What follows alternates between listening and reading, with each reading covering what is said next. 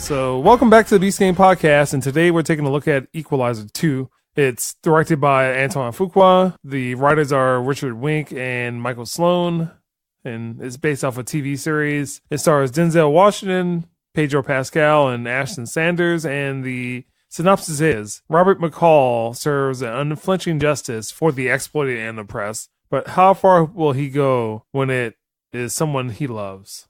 If you haven't seen the first Equalizer, it is Denzel Washington living an unassuming life. He works at what would be equivalent to a Home Depot or Lowe's.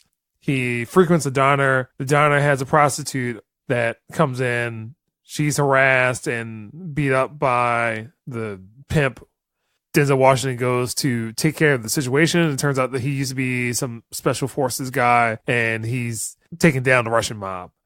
So this one kind of picks up after the first one. So he's a fix-it guy for hire. So if you have a problem, the Equalizer is there to fix it. Starts off with him trying to rescue a girl from her father that somehow they're in Turkey. Not sure why they're in Turkey. What was the purpose of that? Didn't really make any sense. He goes to rescue her, gets involved with people in his apartment. And Matt, what did you think of the Equalizer 2?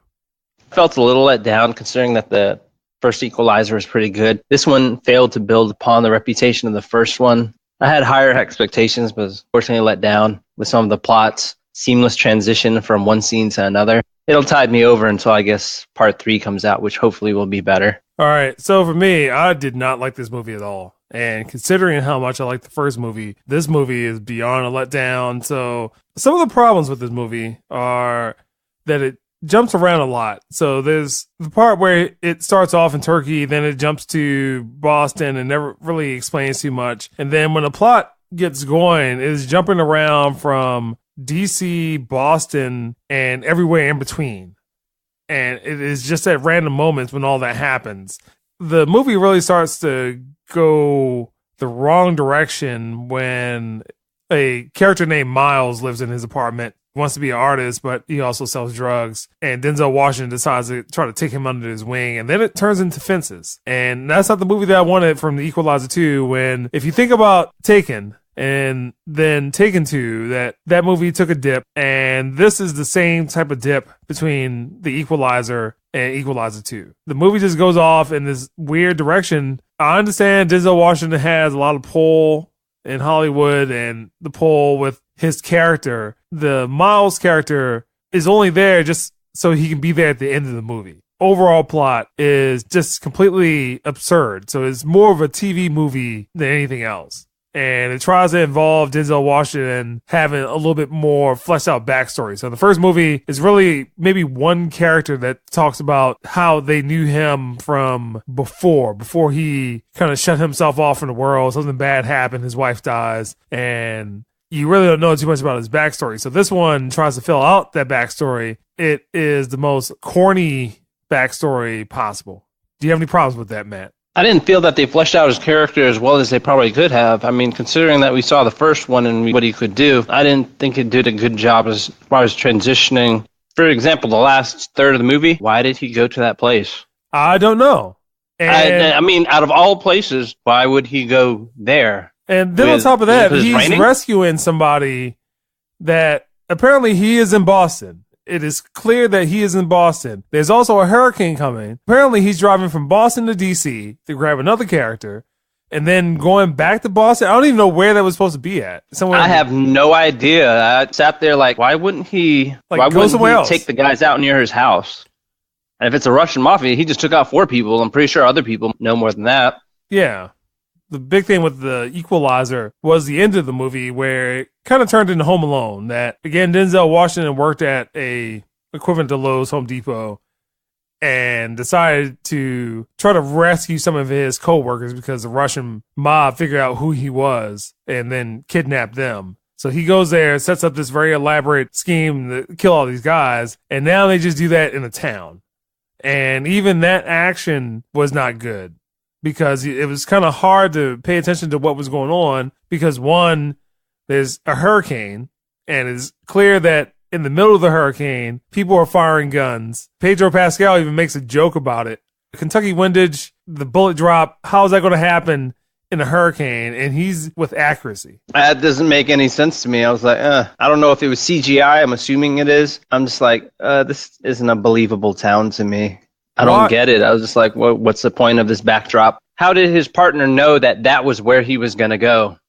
Out of all the places he could have been, in an area where there's a storm coming. Even the stuff leading up to that is not that interesting. So again, it tries to give Denzel Washington's character some background, some fleshing out, trying to tell his story.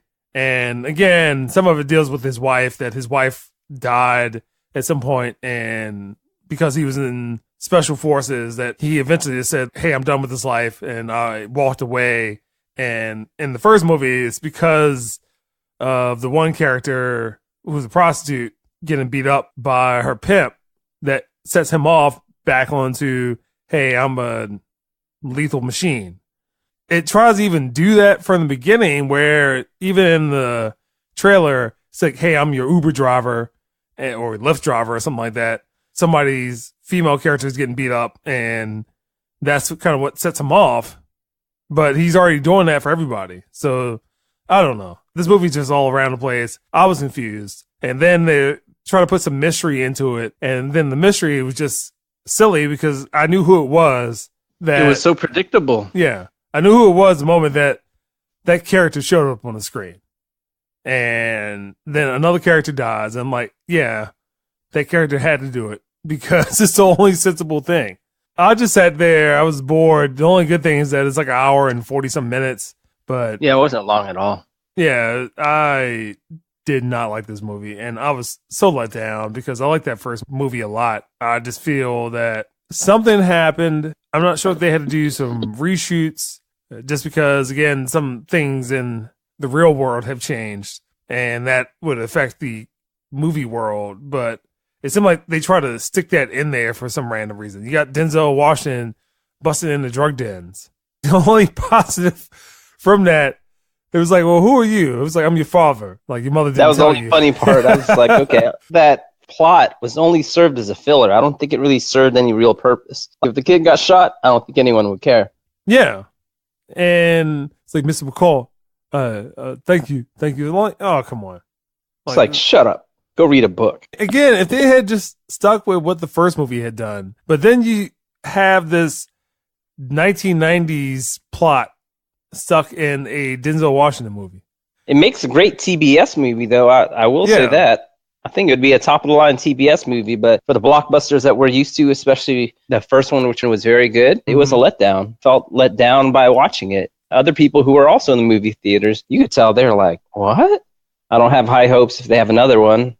Part 3, hopefully they do, but I do not want to see any more of these. I mean, again, the first movie was great. And as I detailed from Taken to Taken 2, disparity between the first movie. Taken 1, good movie. Taken 2, not a good movie at all. That was like John Wick 1. John Wick was awesome. It was violent. It did what it was supposed to do.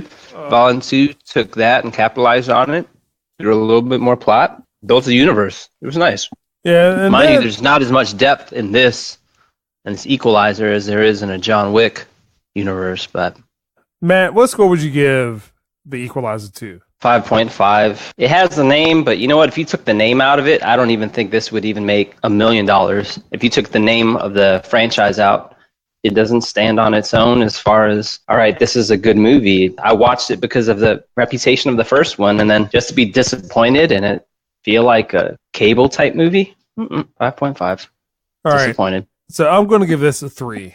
It jumps around way too much. The transition of time, so at some point they're in Brussels, then it jumps to Boston, then it jumps to DC, then it jumps back to Boston, then it jumps back to DC, and then it jumps back to Brussels. And again, he was also in Turkey's, and it's just jumping around way too much. They take this very stupid backstabbing plot and take it to new heights.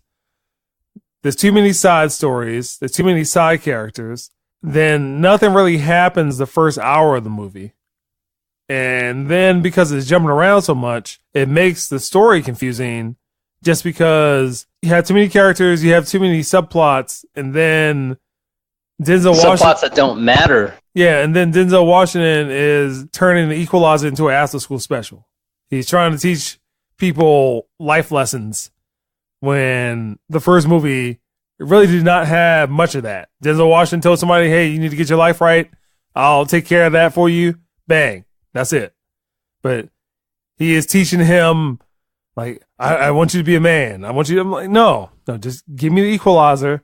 And I was surprised that Antoine Fuqua actually directed this, because this is probably one of his worst movies.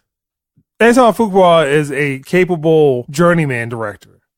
He can get the job done. He can put out some good product. The Magnificent Seven is okay. Training Day was his bread and butter, and there's other stuff in between. Brooklyn's Finest, terrible movie, but King Arthur, also bad. But this one, it's probably next to those two movies, and that's the Beast Game Podcast.